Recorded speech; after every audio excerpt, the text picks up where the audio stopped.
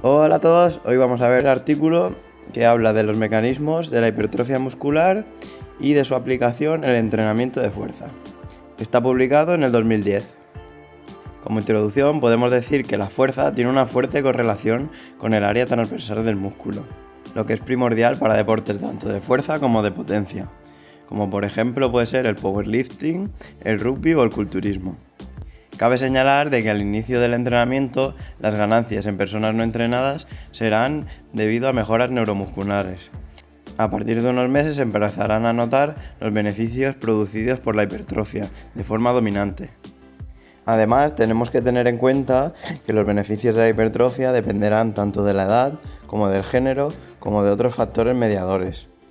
Y por supuesto, cada vez que seamos más experimentados, tendremos mayores dificultades para obtener mejoras. Gracias al principio de especificidad, sabemos que ciertas rutinas provocarán mayores resultados que otras en cierto momento. Pero aún no se tiene claro qué método es mejor, así que vamos a verlo en este estudio.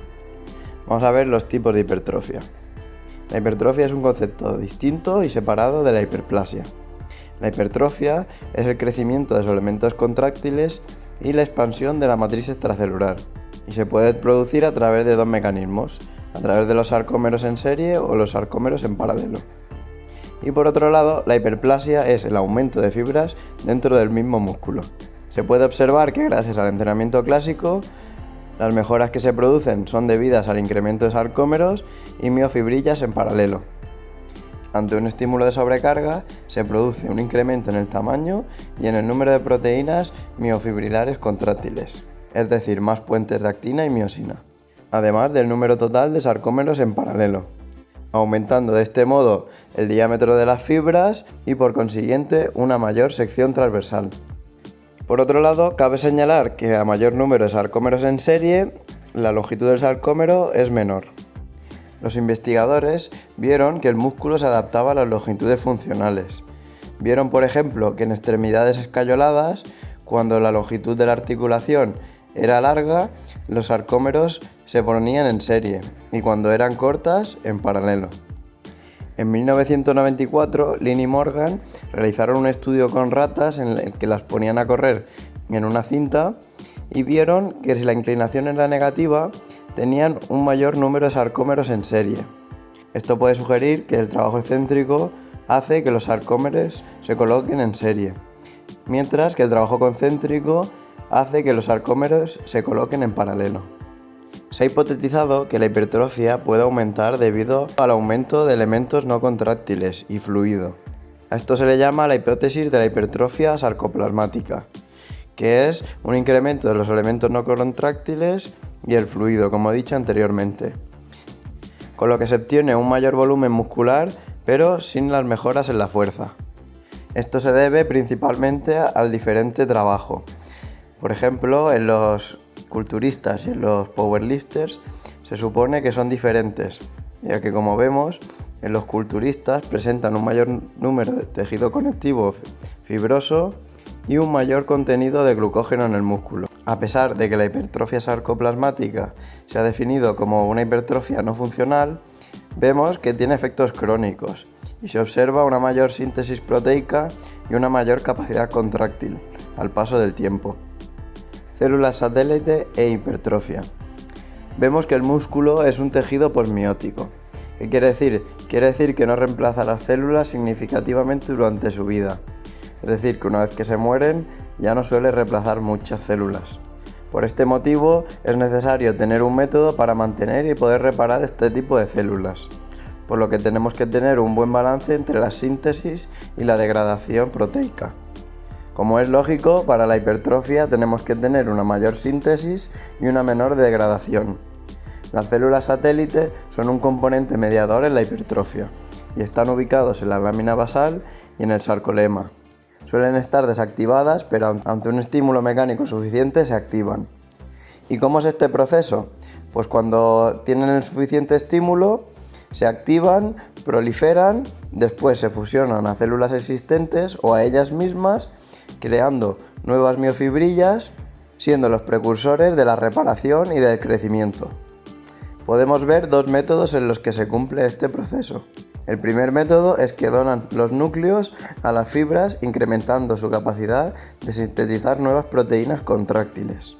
Y el otro método es que coexpresan varios factores miogénicos reguladores que ayudan a reparar, regenerar y a crecer. Vía miogénica. En la vía miogénica vemos que ante un estímulo mecánico se cambia el balance a favor de una síntesis proteica. Tenemos tres vías principales, y una es la vía de la rapamicina en mamíferos, o AKT. Esta vía se sugiere que es una red maestra que regula el crecimiento musculoesquelético.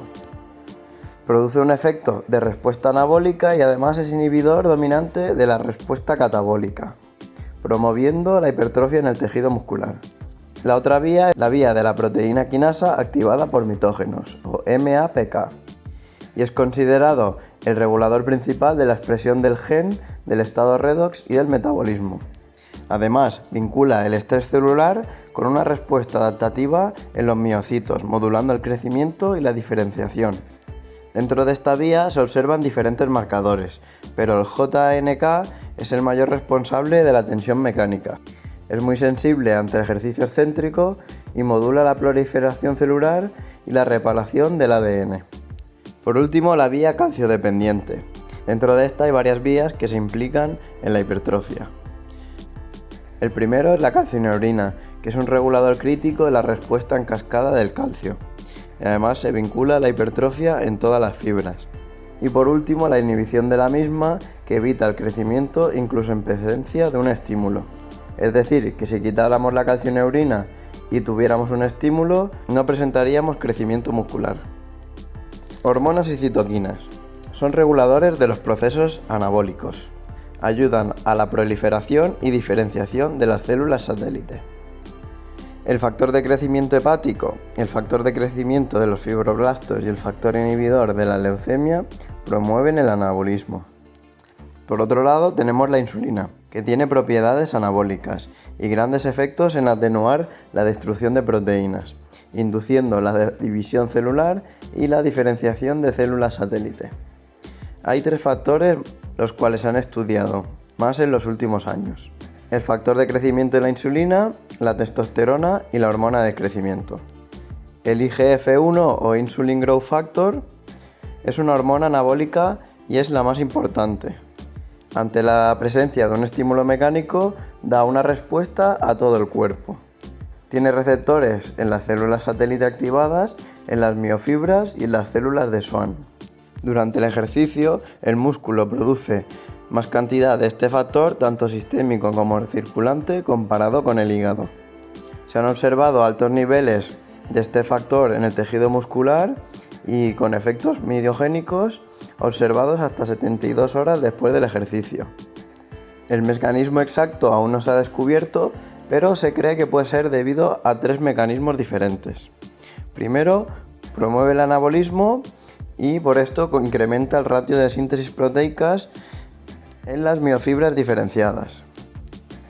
El segundo, fomenta la fusión de células satélite con fibras musculares, facilitando núcleos y ayudando a mantener los ratios ADN a proteína en el tejido muscular. Y por último, el factor de crecimiento de la insulina también activa la expresión de los canales de calcio, provocando un aumento de la concentración intracelular del calcio, lo que ayudaría a una mayor fuerza de contracción. La testosterona es una hormona derivada del colesterol. Aumenta el número de neurotransmisores liberados, regenera nervios y también aumenta el tamaño celular. Es sintetizada y liberada por las células de Leydig de los testículos, vía el eje hipotalámico pituitario gonadal. Además, los ovarios y las glándulas adrenales también liberan, pero pequeñas cantidades. La testosterona liberada se une a los receptores de los andrógenos de los tejidos diana, que se encuentran en el citoplasma de la célula. Los resultados que provoca la testosterona se magnifican ante el ejercicio físico, promoviendo el ratio de síntesis proteicas e inhibiendo su descomposición. Además, estimula la liberación de otras hormonas como la hormona de crecimiento, la replicación y la activación de las células satélite. También se ha demostrado que el entrenamiento de fuerza regula al alza el contenido del receptor de andrógenos en los seres humanos. y que el ejercicio tiene un efecto sustancial agudo de liberación de la testosterona, la hormona de crecimiento. Es una hormona polipéptida y tiene efectos anabólicos y catabólicos. Induce el metabolismo de las grasas hacia la movilización de los triglicéridos y estimula la captación celular y la incorporación de aminoácidos en varias proteínas, incluyendo el músculo. La hormona del crecimiento es segregada por la glándula pituitaria anterior y liberada de forma pulsátil. Hay que tener en cuenta que la mayor secreción sin presencia de ejercicio se produce durante el sueño. Durante el ejercicio se produce una liberación preferente de múltiples isoformas de la hormona de crecimiento, con mayores vidas medias, y esto permite una acción sostenida en los tejidos objetivo. Además, la hormona de crecimiento está involucrada en la regulación de la función inmune, el modelado óseo y el volumen extracelular. Y su liberación durante el ejercicio correlaciona altamente con la hipertrofia, tanto en las fibras tipo 1 como en las tipo 2. Expansión celular o hidratación celular. Es un regulador fisiológico de la función celular y estimula procesos anabólicos. Inicia un proceso que implica la activación de las vías de señalización de la proteína quinasa en el músculo y tiene un efecto directo sobre los sistemas de transporte de aminoácidos. Durante el ejercicio se inducen alteraciones en el contenido de agua de la célula.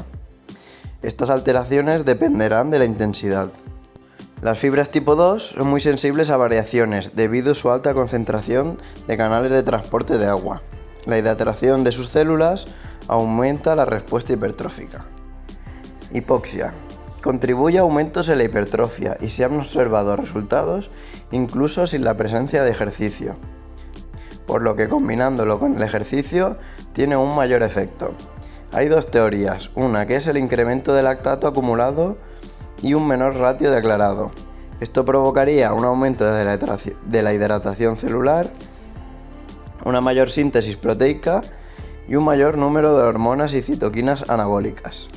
La segunda teoría es que tiene efectos sobre las especies reactivas del oxígeno, promoviendo el crecimiento en el músculo liso y cardíaco, lo que teóricamente tendría similares efectos en el músculo esquelético.